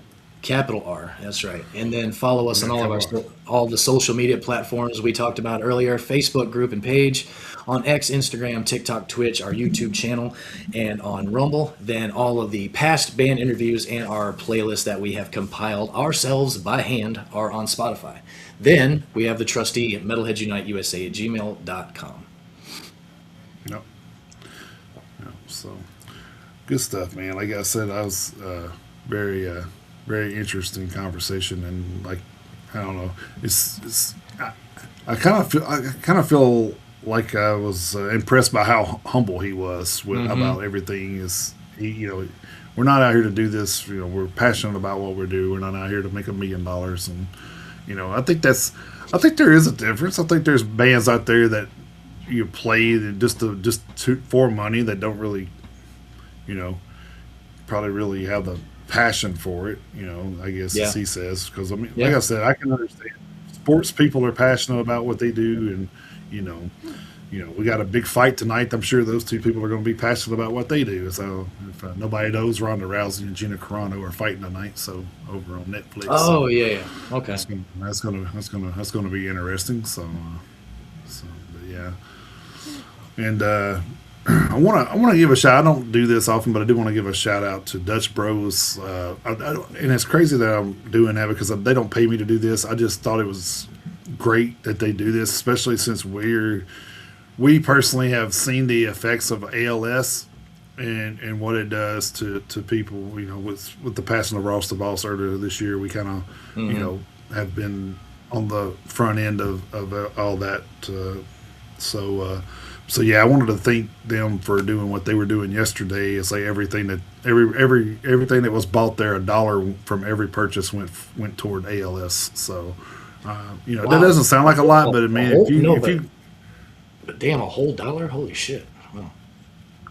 it's $1 from every drink that was Yeah, sold. So that's what I so if you mean. so if you bought so if, we bought two drinks of $2 of that went toward ALS. So but so That's that was actually pretty cool. Yeah, that's definitely not a small donation, especially when you're doing it on Yeah, every item sold. That's not a small donation. right. You know. And then you got to think of how many Dutch Bros are. Dutch Bros just aren't in our city; they're Right. everywhere. I mean, Yeah. they're out California and out west and everywhere else. Yeah, that's a So huge it's thing. definitely, yeah. And I think that's great because I think that's a subject that really needs to be. Um, I think that's a disease that really needs to be have more in depth on. Trying to figure out, maybe what causes it, and if there's any ways to kind of slow it down, or whatever. I mean, that's Yeah. definitely would be helpful, because I mean that stuff's. I mean, obviously there's ways to do things. Of course, we talk about Jason Becker, been around for 30 years with ALS. So Hmm. then you got Ross the Boss that just found out and passed away months later. So you just never know. I mean, it's Yeah. kind of a thing, and honestly, it kind of got me worried about Dave Mustaine, because we talk about how his hands weren't working anymore, and I'm like, oh man, hopefully that's not something that's gonna Yeah. wind up being part of his stuff, man. That's just, whew, man. Yeah, but yeah, I definitely feel like they need to have more research done on that Agreed. disease. So Agreed. Yeah. cancer, yes, we hate cancer, fuck cancer, Yeah. but I think Fuck it. ALS is a. But we see a lot of people survive cancer treatments and stuff, though. So I mean, that's Yeah. I don't. Unfortunately, there's not much they can do with ALS. So There hasn't been not so far. I mean, it's just. I mean, you get it, you got it. I mean, then it just becomes about treatment and quality of life. That's really all it ends up boiling right. down to. Yeah. And I mean, is that really you know is that really a life? If you think about it. But Well, anyway, I just wanted to give a shout out no, I for mean that, because that's kind of that's a great thing. It's a great thing, and it's a good yeah. cause. And like I said, the first thing I thought of was Ross the Boss one, because it's kind of fresh on everybody's mind, and I was just like, man, Yeah. it's amazing that they're doing that. So but, all right. Hopefully, you guys enjoyed the interview with Mark there from Whirlwind, and for so far next week we're back to our regularly scheduled programming. So Hmm. we'll see. There is a couple uh, lines in the water, and another one I got to throw out there today. So Yep. I didn't realize a band had released their album already, or actually I didn't realize it was coming out this week. I was like, oh, Ah, I all did right. not know that, or I would have already hit them up. But it's actually somebody that's been on the show before, so I was kind of like, yeah, just hit them up and see if they want to come back. But we'll see what happens. But anyway, until next week.